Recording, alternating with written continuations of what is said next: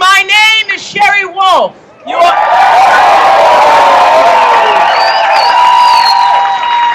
This is the Socialism 2013 conference, a weekend of revolutionary politics, debate, and entertainment.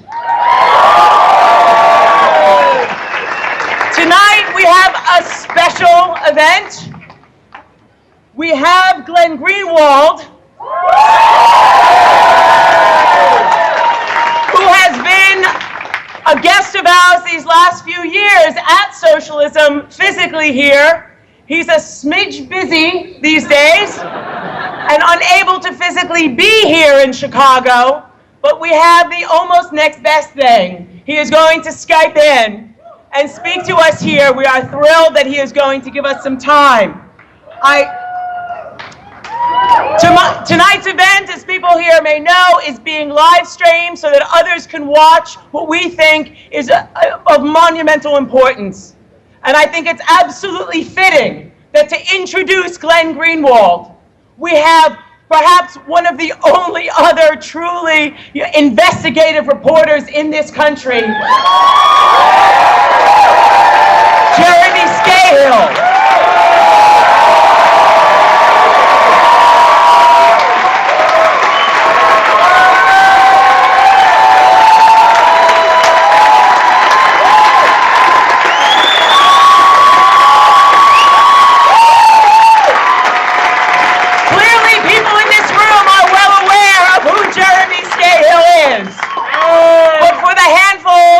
Unfortunate people who have not yet heard of Jeremy Scahill, it is worth noting he is the man who Bill Moyers refers to as a one-man truth squad.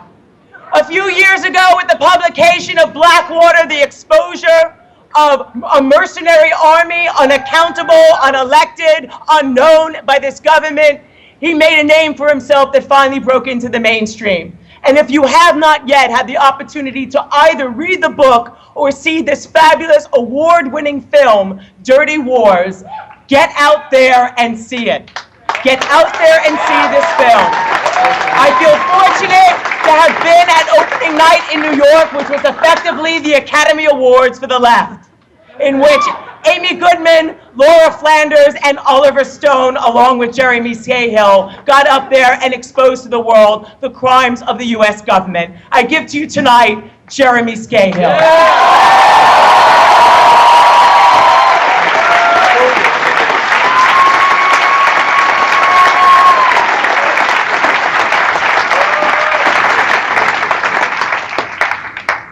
Wow. So somebody over, when I was at the other event there, I was writing down my email address for someone, and I did it on the back of my notes that I was going to use to introduce my friend Glenn Greenwald, so I'm going to wing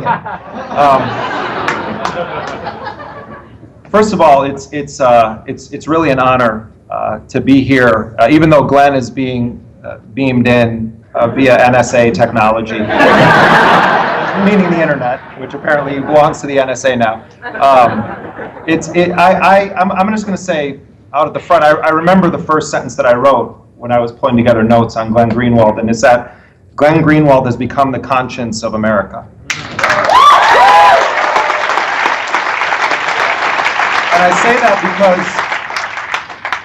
because there are people in our society who have remained consistent under Democrats and Republicans, who put principle over partisanship, who have committed to being the same people that they are, whether a Democrat is in office or a Republican is in office. And I don't think that there's anyone whose writing has exemplified what principle means more than Glenn Greenwald over the past 10 years.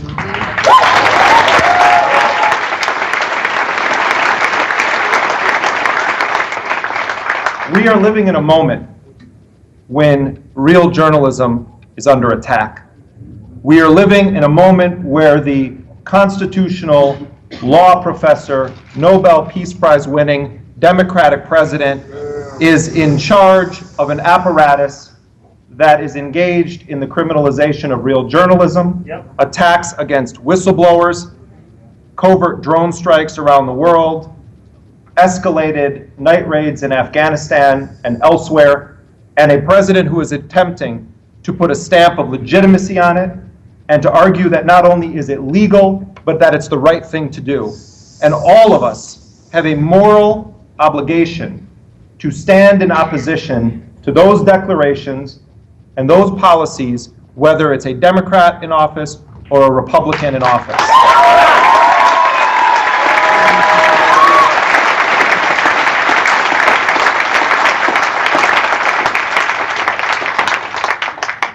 What Glenn Greenwald has done with his reporting over these last weeks is to shake the foundations of power in Washington and in the national security state.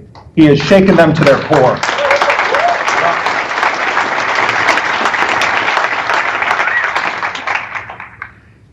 I remember before Glenn Greenwald first broke the story of Edward Snowden and began to publish secrets that the state wanted to remain secret, Glenn called me and told me what he was going to do. And he said, I'm in Hong Kong, and I am with one of the most extraordinary people I've ever met, who is about to take a step over a line, and he'll never be able to go back from that line. And he said, I am going to spend the next 3 months of my life reporting this story, and I'm going to do it whether major media outlets agree to publish it or not. And Glenn Greenwald realized that he also was crossing a line, and I commend him for his bravery, for his principle, and most of all, for his refusal to let the caviar correspondents in Washington and those in power change him even in the slightest way.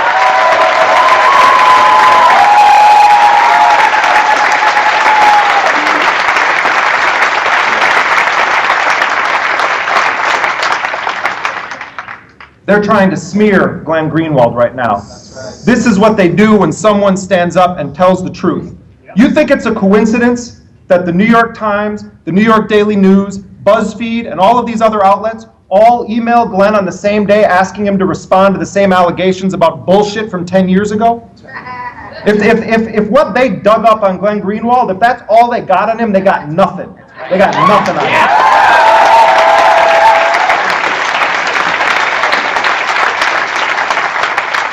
What I want to know is who's behind that campaign?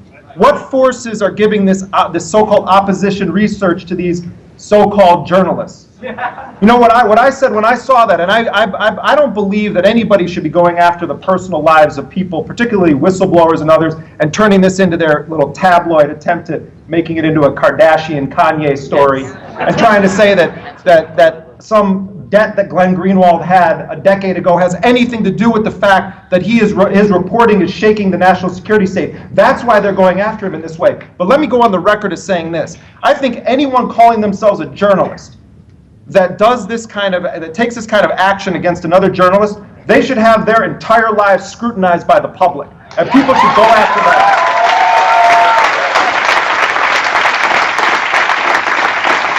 You better have a damn clean house if you're going to start engaging in this kind of witch hunt against people who have the courage to stand up and tell the truth.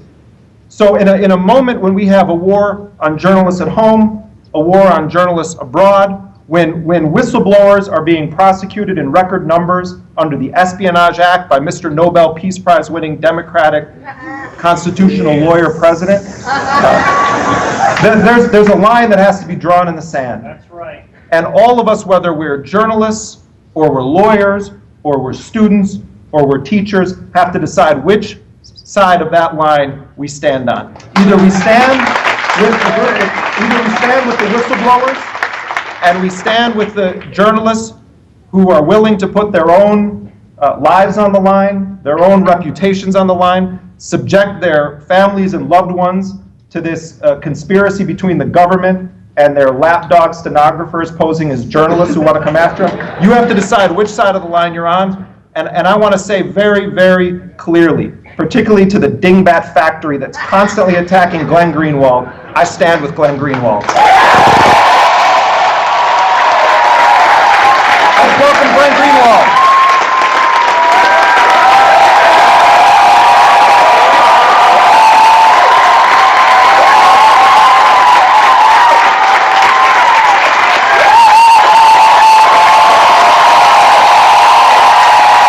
Thank you.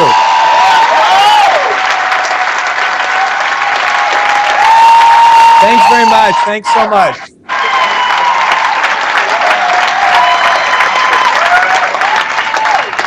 So thank you, everybody, for coming tonight, and thank you to everybody who's physically in that room, who's online. Thanks very much to Jeremy Scahill, who is easily one of the world's bravest and most important journalists, and a very valued friend to me.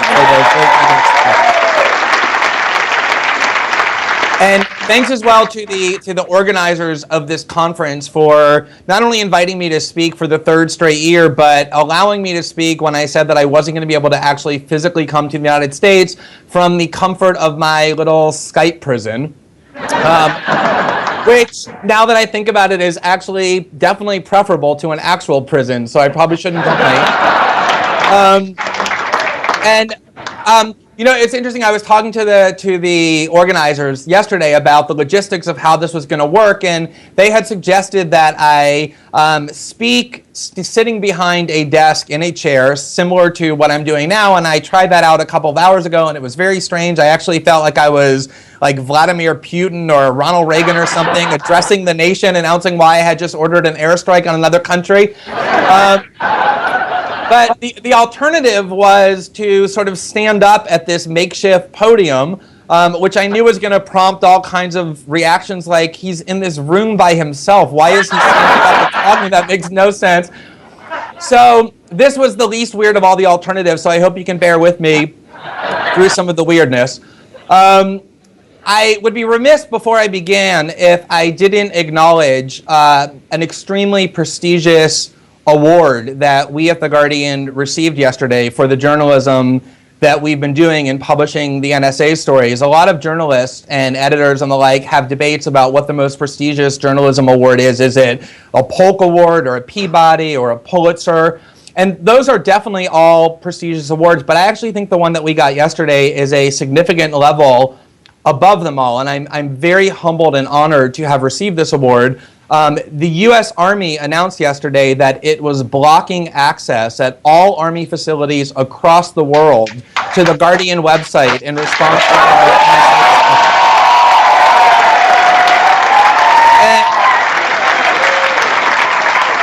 apparently the Army are old enough and mature enough to risk their lives to fight in wars, but not mature enough to read news articles that the rest of the world is reading. But the reason I say that that's actually flattering, and I mean it is very flattering, is because I've long looked at journalism through this prism that defines the two polar opposites of what I consider journalism to be. And one of those polar opposites has long been defined for me by this speech that the great war correspondent David Halberstam gave in 2005 to students at Columbia Journalism School. And he was asked by the speech organizers to speak about his proudest moment in his career, in his journalism career. And what he said was his proudest moment in his journalism career was when he was stationed in Vietnam in 1963 and 1964 as a very young war reporter. He would go out into the field and see what was actually happening. So when he went to the press conferences of the U.S. generals that afternoon and they made all sorts of claims, he knew that those claims were lies. And instead of disseminating those lies as truth, he was standing up at these press conferences in the middle of Vietnam in a war zone and very aggressively challenging these generals and saying to their face that he knew what they were saying was false, to the point where those generals went to the editors of the New York Times and demanded that he be removed from his position covering the war. That was his proudest moment in journalism, when he so angered the government officials that he was covering that they demanded his removal. And that event, that episode, stands in stark contrast to what I consider to be the other polar opposite, which was this interview that Bill Keller gave, who was the executive editor of the New York Times throughout the Bush administration, in which he was talking about the newspaper's publication of some of the materials that they received from WikiLeaks. He was giving a BBC interview, and he was very eager to distinguish what the New York Times did from what WikiLeaks does, which, you know, makes sense on one level, since I don't recall WikiLeaks ever publishing a bunch of false articles that led the nation to war.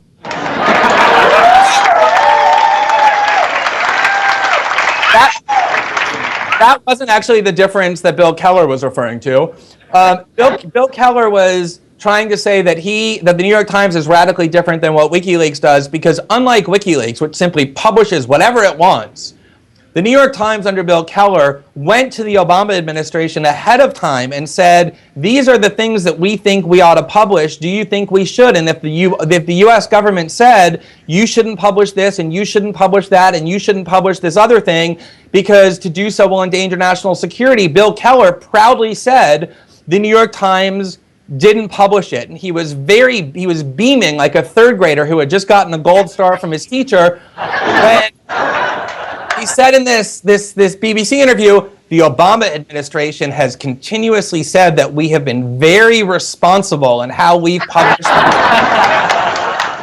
And the reason why that to me seems like polar opposites is because David Halberstam viewed the measurement of good journalism as defined by how much you anger the people in power that you're covering. Whereas Bill Keller defines good journalism, and I think most modern establishment journalists define it this way as well, by how much you please the people in power that you're covering. And for me, if you are pleasing the people in power with the things that you're disclosing, you may be very good at your job, but your job is not journalism.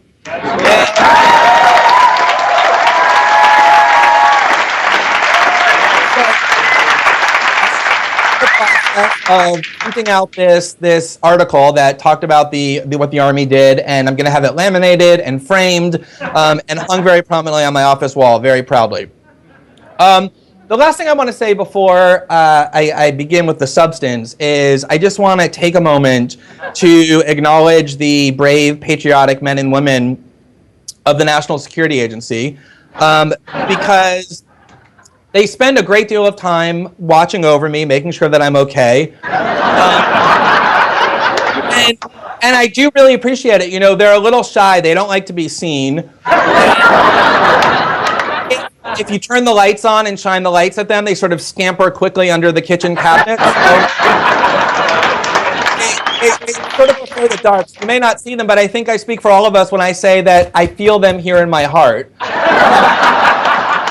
And, you know, look, they're people, they have feelings, and so at the beginning of almost every conversation, I do insist that whoever I'm speaking with say hello to them, because it's just rude not to.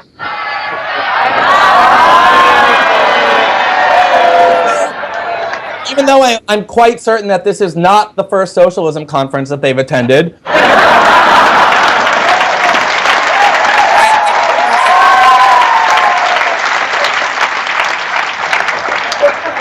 So, I accepted the invitation to speak here several months ago, and when I realized a couple of weeks ago that for a variety of reasons I wouldn't be able to physically travel to the U.S. to actually speak, I was the one who asked the conference organizers if I could speak in this manner by Skype, because I really wanted to speak even though I couldn't be there. And that was true for a lot of reasons. One is I really do love this conference. There's no conference quite like it in terms of the vibrancy and diversity and electricity and energy of the people who attend. I genuinely leave inspired each time that I have attended.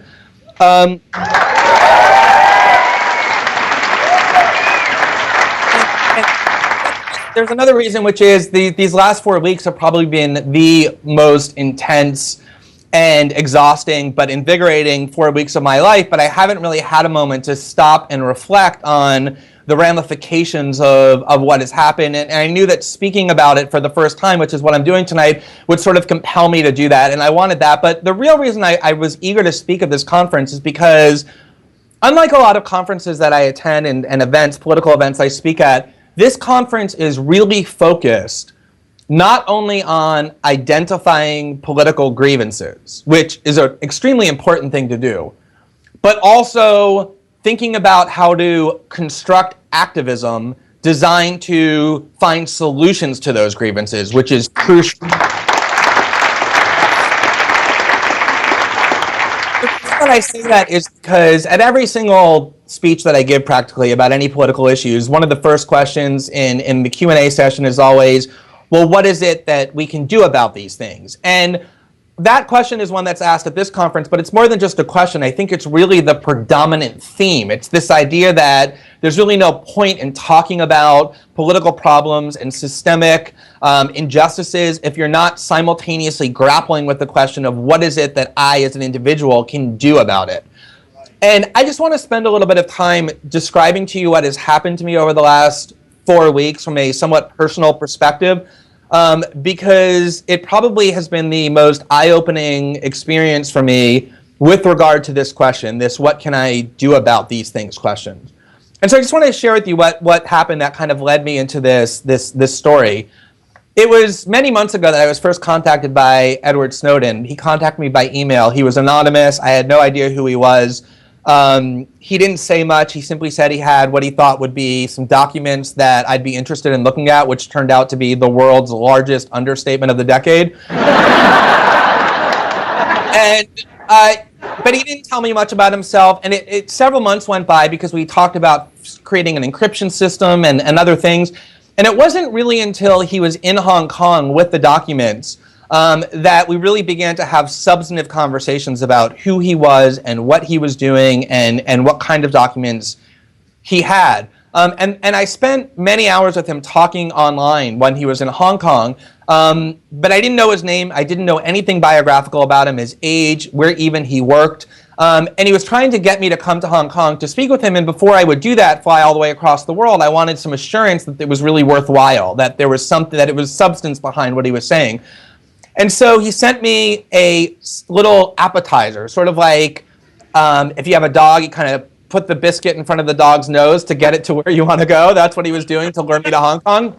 And these documents, even though there was just a little sampling, were the most extraordinary things I had ever seen. I remember after I read the first 2 pages literally being dizzy, dizzy with ecstasy and elation. Over what it is that he had. And so, like most of us do when we're interacting with somebody exclusively online, I began to form a mental impression of who he was. And I was pretty certain that he was older, even like in his 60s, that he was probably like a senior bureaucrat within one of these national security state agencies, kind of grizzled and nearing the end of his career. And the reason I thought that was because he had such obviously penetrating access to such top secret documents. He also had incredibly sophisticated and well thought through insight into the nature of the national security apparatus and his own relationship to it, that I thought must mean that he had been thinking about these things and interacting with them for decades. But the real reason I thought that he was that age, 60s, nearing retirement, nearing even the end of his life, was because he was very emphatic from the beginning when I first began talking to him that he absolutely knew what he was doing would essentially unravel and probably destroy his life.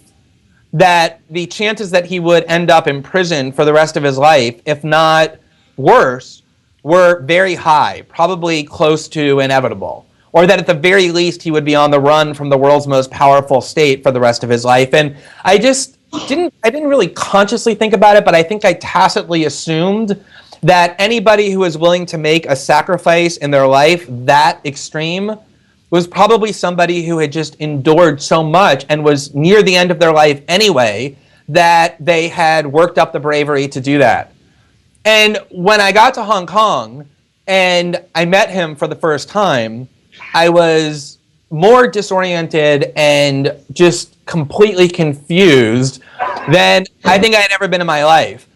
Because not only was he not 65, he was 29, but he looked much younger.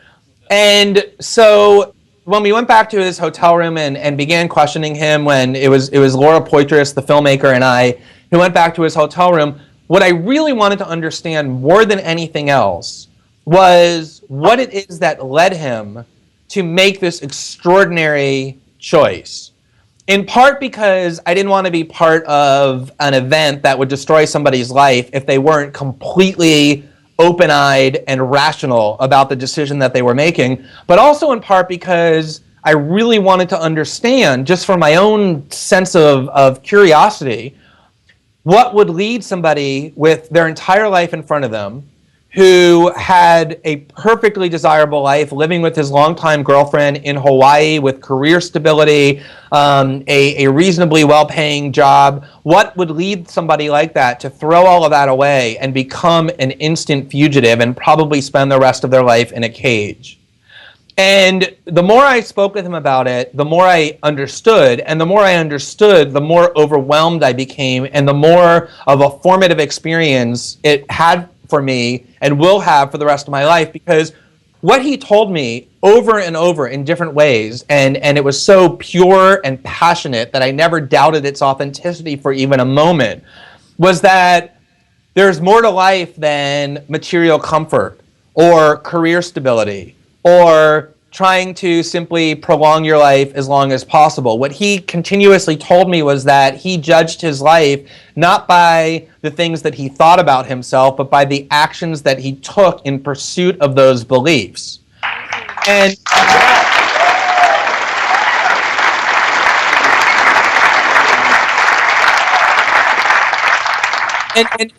when I asked him why it was that how did he get himself to the point? I mean, that sounds good in the abstract.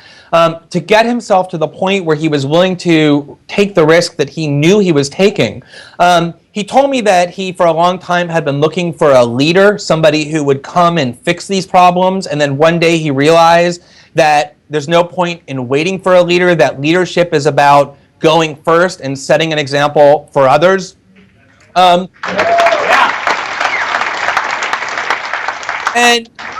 what he ultimately said is that he simply didn't want to live in a world where the U.S. government was permitted to engage in these extraordinary invasions, to build a system that had as its goal the destruction of all individual privacy, that he didn't want to live in a world like that, and that he could not in good conscience stand by and allow that to happen, knowing that he had the power to help stop it. And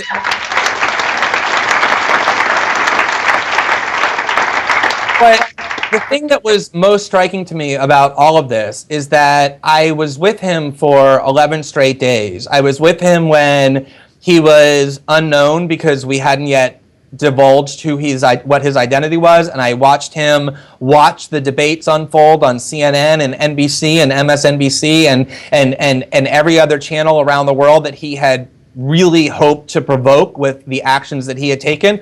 And I also watched him, once he was revealed, realize that he had become the most wanted man in the world, that official Washington was calling him a traitor, was calling for his head. And what was truly staggering to me, and continues to be staggering to me, is that there was never a moment, never an iota of remorse or regret or fear in any way. This was an individual completely at peace with the choice that he had made, because the choice that he made was so incredibly powerful. And I was incredibly inspired myself by being in proximity to somebody who had reached a state of such tranquility because they were so convicted that what they had done was right. And his courage and that passion infected me to the point where I had vowed that no matter what I did in my life with this story and beyond, that I would devote myself to doing justice to the incredible act of self-sacrifice that Edward Snowden had made. And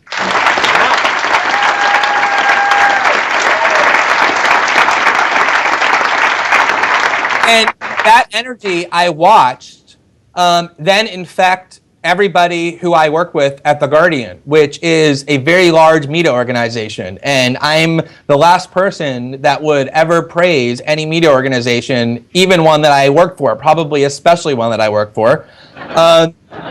And yet I've watched over the last four weeks the editors of The Guardian, the top editors that run the newspaper and have for many years, engage in incredibly intrepid and fearless journalism as they have day after day dismissed the fear-mongering and threats of the United States government by saying we're going to continue to publish whatever it is that we think should be published in the public good.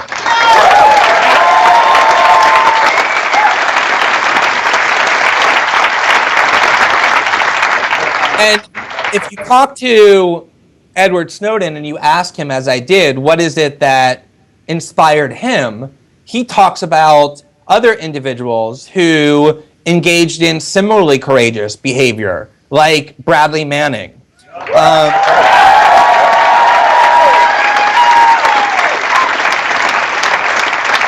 Or the Tunisian street vendor who set himself on fire and spawned one of the greatest democratic revolutions of the last 4 or 5 centuries in Europe.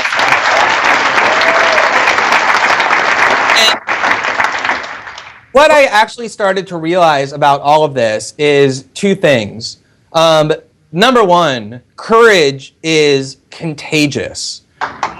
If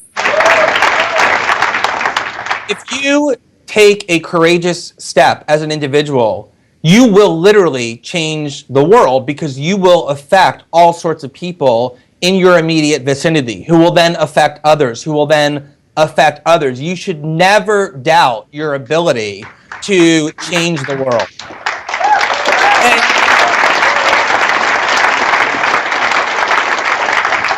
the other thing that I realized is that it doesn't matter who you are as an individual or how formidable or powerful the institutions that you want to challenge are. Mr. Snowden is a high school dropout. His parents worked for the federal government. He grew up in a lower middle class environment in a military community in Virginia. He ended up enlisting in the United States Army because he thought the Iraq War at first was noble. He then did the same with the CIA and the NSA because he thought those institutions were noble. He's a person who has 0 privilege, 0 power, 0 position, and 0 prestige, and yet he, by himself, has literally changed the world, and therefore so can any of you.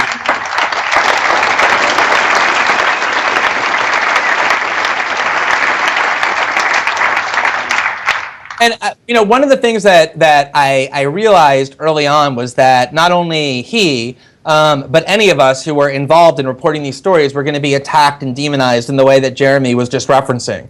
And, you see all sorts of attacks on him that are completely absurd and contrary to the facts. You hear claims from these sudden armchair psychologists that he's narcissistic. I don't even think they know what that means. But it's just become the script that they all read from. That's somebody who could have sold these documents to intelligence services for millions of dollars and spent the rest of his life secretly enriched beyond his wildest dreams and did none of that. He instead stepped forward and made himself a target for the good of all of us. Or they say that they try and impugn his motives, and they say, well, he's just a fame monger or a fame whore is the phrase of choice at the moment. I have spent the last 3 weeks being harassed by telephone by the most ridiculous media stars in the United States who are completely desperate to interview Edward Snowden and put him on their show every single day.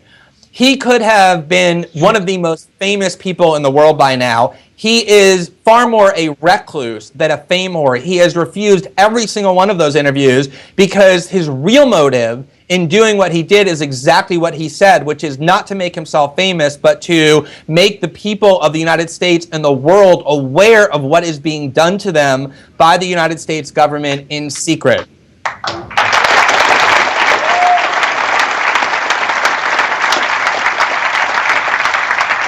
But the reason that it's always so common for people like Edward Snowden to be demonized, the reason it's so important to attribute psychological illness to him, the way they did with Bradley Manning, the way they do with all whistleblowers, the way they tried to do with Daniel Ellsberg, is precisely because they know what I just said, which is that courage is contagious, and that he will set an example for other people to similarly come forward and blow the whistle on the corrupt and illegal and deceitful things that they're doing in the dark. They need to make a negative example out of him so that that doesn't happen. And that's the reason why people like Edward Snowden are so demonized and attacked, and it's why it's up to all of us to defend him and hold him up as the noble example that he is so that he does continue to fight.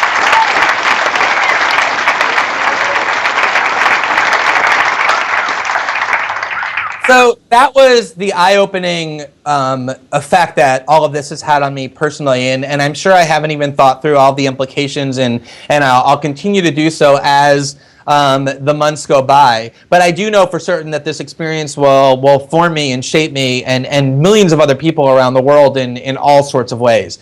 So I just want to spend a little bit of time talking as well about the substance of the revelations and about what it is that we know about the U.S. surveillance state. And, you know, I'm somebody who has written about the surveillance state for years now. It was actually the topic of the speech that I gave to this conference last year. And I kept trying to work through today how it is that I feel having watched all of these documents be revealed and have all these secrets spilled that prove that the surveillance state really is as menacing and ubiquitous as many of us have long been saying. And I keep coming back to this scene, this sort of iconic scene in the Woody Allen film Annie Hall, where Woody Allen is waiting in a movie theater line, and he sort of has this fantasy that we all wish would happen but never does. There's this pompous, pontificating pseudo-intellect standing behind him in line who's bombastically talking about the media theories of Marshall McLuhan. And Woody Allen turns around and says, "You don't know what you're talking about. You've gotten Marshall McLuhan all wrong." And this pseudo-intellect says, "No, you don't know what you're talking about." And Woody Allen says, "Well, I just happen to have Marshall McLuhan right here." And he goes behind this little tree nearby and pulls him out. And Marshall McLuhan says, "I'm Marshall McLuhan." And he turns around to the guy behind Woody Allen and says, "You don't know what you're talking about. Woody Allen is absolutely right about my theories, and he's vindicated in the best possible way." The reason why I feel a little bit like that is because I've been...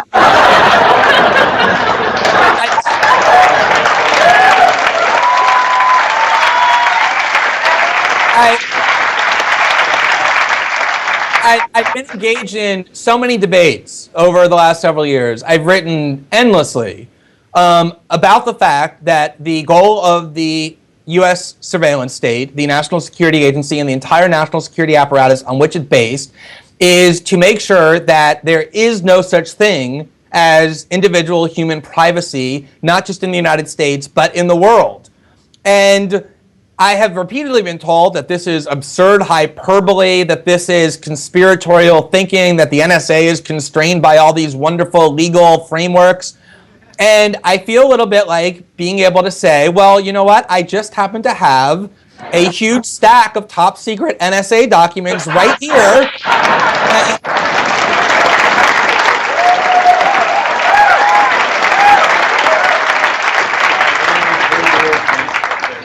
And you know, these issues involving surveillance and the surveillance system that they're building are complex. They're legally complex. They're technologically complex.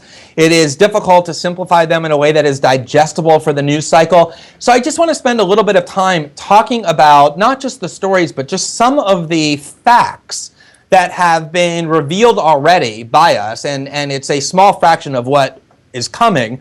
But I think the picture already is quite clear. Just yesterday or 2 days ago, we published a document by one small part of the National Security Agency called the Secret Source Operations, one of the most secretive units of the NSA.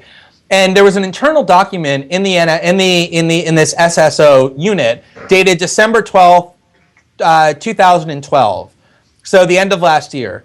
And what this document did was it was celebrating a milestone, the way other people celebrate their birthdays. What it said was, congratulations to us, this unit of the SSO. We have just collected our 1 trillionth piece of email internet metadata.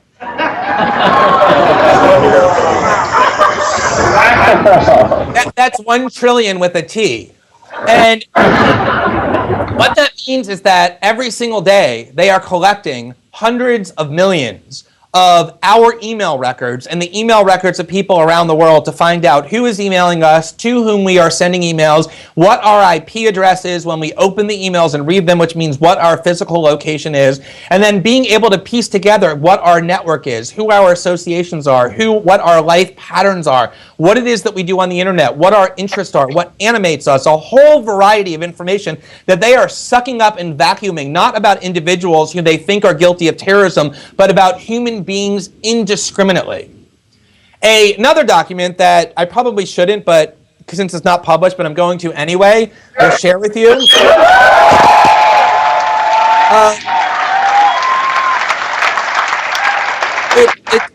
And this one's coming soon, but you're getting a little preview.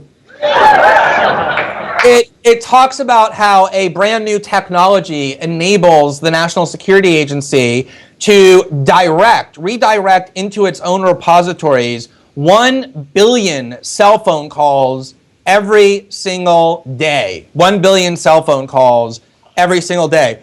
What we are really talking about here is a globalized system that prevents any form of electronic communication from taking place without its being stored and monitored by the National Security Agency. It doesn't mean they're listening to every call. It means they're storing every call and have the capability to listen to them at any time. And it does mean that they're collecting millions upon millions upon millions of our phone and email records. It is a globalized system designed to destroy all privacy. And what's incredibly menacing about it is that it is all taking place in the dark with no accountability and virtually no safeguards. And the purpose of our story and the purpose of Edward Snowden's whistleblowing is not singularly or unilaterally to destroy those systems. The purpose is to say, if you, the United States government, and the governments around the world want to create a globalized surveillance system in which we no longer have any privacy and our individual lives are on the internet, you at least ought to have us know about it, have you do it in the sunlight so that we can decide democratically whether that's the kind of system and the kind of world in which we want to live.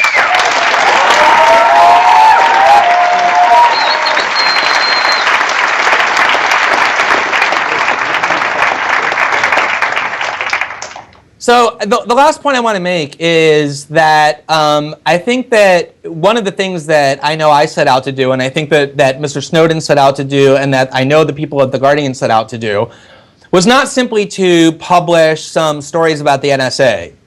It was to really shake up the foundations of the corrupted and rotted roots of America's political and media culture. And the reason I say that is that there's an economist, Dean Baker, who yesterday on Twitter wrote that he thinks that the stories that we're doing are shining as much light on the corruption of American journalism as they are on the ongoing operations of the National Security Agency. And I think that is true for several different reasons. Number one is that if you look at the quote-unquote debate over the very charming, endearing debate about whether or not I should be arrested, prosecuted, and then imprisoned under espionage statutes for doing journalism, what you find is that that debate is being led by other people who are TV actors who play the role of journalists on TV. They're the ones who are actually leading the debate. And the reason that they're doing that is because they purport to be adversaries of political power or watchdogs over political power, but what they really are servants to political power. They're appendages of political power. And so what you find is that they always lead the way in attacking whoever challenges the political system in Washington, because that is the system of which they're a part. That's the system that props them up, gives them oxygen, and provides them with all of their privilege, wealth, and access. And I think their true role, which is not to serve as adversaries of people in government power or to expose what they're doing, but to protect and shield them and amplify their message, has become more vividly exposed in the last 4 weeks than it has in quite a long time. And the thing that really amazes me is that if you look at how whistleblowers are treated, whether it be Bradley Manning or WikiLeaks or Thomas Drake at the NSA or Edward Snowden, I can understand why Americans in general, just ordinary Americans, have ambivalence about those whistleblowers. Some people think security is more important, or that secrecy is something that should be decided by democratically elected officials and not by individual whistleblowers. That I all get. But what I don't understand and can never believe is that anybody who at any point thought of themselves as somebody who had a journalistic ethos would look at people who are shining light on the world's most powerful factions and do anything but applaud them and express gratitude for them, since that's supposed to be the function that they, the journalists themselves, are serving. And yet what you find is the exact opposite. What you really find is that if you look at who hates Bradley Manning, or who has expressed the most contempt about WikiLeaks, or who has led the chorus in demonizing Edward Snowden, it is those very people in the media who pretend to want transparency, because transparency against political power is exactly what they don't want, because those are their masters, and the stronger they stay, and the stronger that system stays, the more rewarded they will be. And what is really amazing most of all about it is that while they purport to hate leaks, they themselves are the most prolific users of leaks. I was on Meet the Press last week, the first time I ever ventured into the belly of the imperial beast. And some of you probably know, but it got a lot of attention because David Gregory all but called for my prosecution during the interview. And the reason why, there were a lot of reasons why that was pretty amazing, but one of the most extraordinary things about it was that 90 seconds or so before he actually called for my prosecution because I committed the crime of doing journalism, of showing the public what the government is doing in the dark, he and I had an argument about a FISA court opinion that had been issued in 2011 that found many of the things that the National Security Agency was doing to be unconstitutional and illegal. And I had described this opinion based on the documents that I have in my possession that talks about them. And he objected and he said, oh no, the way you've described this opinion is not accurate. I've had government officials tell me that what's actually in this opinion was not a finding that the government did anything wrong or illegal or unconstitutional. Perish the thought. This was nothing more than the government going to the court and saying, can we please have permission to do this spying that we would like to do in the future but haven't yet done? And the court said, no, you're allowed to do this and this and this, but not this and this and this. And then the government went and obeyed the court. Now, David Gregory's claims about what that court opinion were completely false, as I well know because I've actually seen documents talking about them as opposed to having government officials whisper in my ear what it says. But what was really amazing about it was that 90 seconds later, he was calling for my prosecution for having disclosed classified information, and yet he, 90 seconds earlier, had just gotten done saying that somebody in the government had come to him and described this top secret court document, which he then disclosed to the public and to the world by telling me what he thought it said. And the same exact thing happened on CNN when Barbara Starr, who is the Pentagon spokeswoman who works for CNN as the Pentagon reporter, she went on the air and she said, government officials have informed me that the revelations from Edward Snowden published in The Guardian have helped the terrorists by enabling them to evade our systems and change the way that they communicate.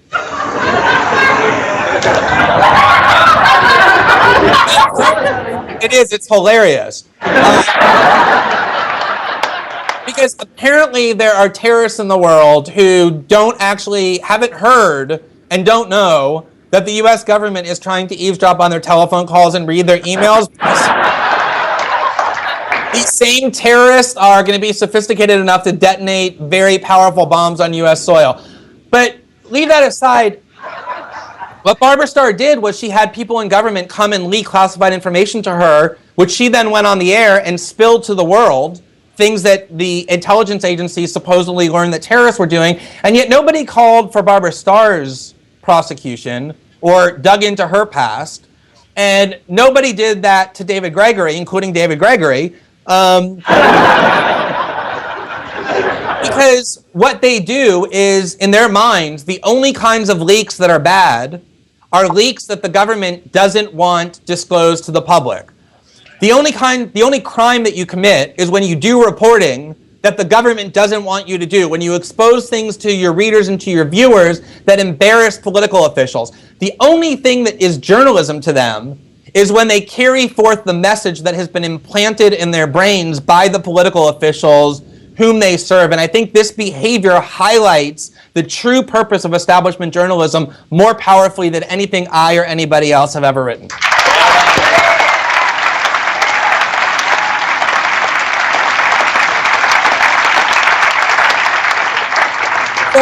The very last point I want to make, the thing that I really want to leave you with, the thing that I am trying to get myself to be left with as the thing that is defining how I look at everything from this point forward, is that one of the things that has been most disturbing over the last 3 to 4 years has been this climate of fear that has emerged in exactly the circles that are supposed to challenge government. It has emerged among investigative journalists, including the ones at the most protected media outlets like the New York Times and others. The real investigative journalists who are at these institutions, who do real reporting, are petrified of the US government now. Their sources are beyond petrified. The investigative journalist Jane Mayer, who did so much excellent work uncovering the torture regime during the Bush years, has said that because of the Obama war on whistleblowers and journalism that Jeremy described, investigative journalism in the United States has come to a, quote, standstill. If you talk to anybody in journalism or in the government, they are petrified of even moving. It has been almost impossible to get anyone inside the government to call us back with regard to any story because people are so scared that if anything on their phone record shows that they've called me or called The Guardian, they will be held in extreme suspicion as leakers. And it's not just journalists, but also dissident groups that have been infiltrated and Muslim communities that have been monitored in all sorts of ways. There is a climate of fear in exactly those factions that are most intended to put a check on on those in power. And that has been by design. And one of the things that I set out to do as one of my principal priorities and how I've done this story and how I've gone about that is to show that you actually don't need to be afraid, that you can stand up to the United States government and be defiant when they deserve it and exercise your constitutional right without that.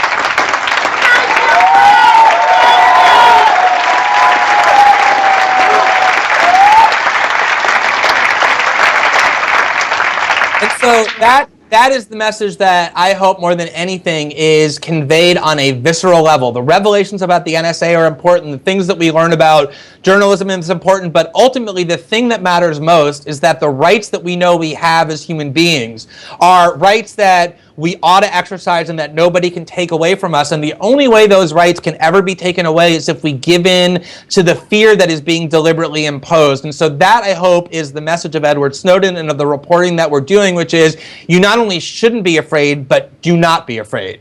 Thank you very much for...